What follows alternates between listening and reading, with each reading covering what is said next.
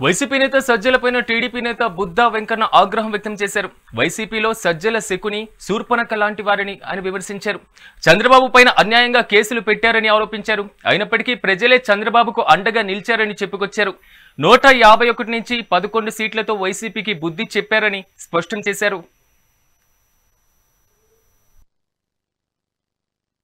సజ్జల రామకృష్ణారెడ్డి కంటే విజయసాయిరెడ్డి వైసీపీకి రాజీనామా చేయగానే అతని గురించి పార్టీ నాశనం అయిపోయింది అని చెప్పిన విషయాలు నిన్న ఆయన ప్రెస్ మీట్ చూస్తే గుర్తొస్తున్నాయి.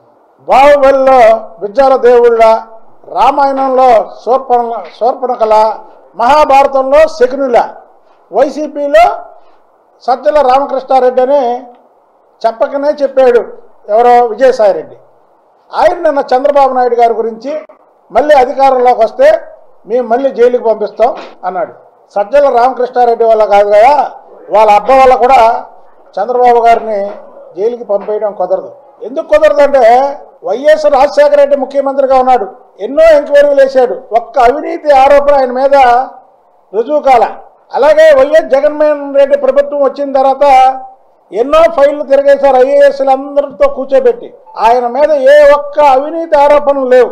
అందుకనే అక్రమ కేసులో అరెస్ట్ చేస్తే ఏమైందో మీకు తెలుసు. 151 నుంచి మధ్యలో 5 తీసి 11 సీట్లకి పరిమితం చేశారు మిమ్మల్ని. ఎందుకు చేశారు?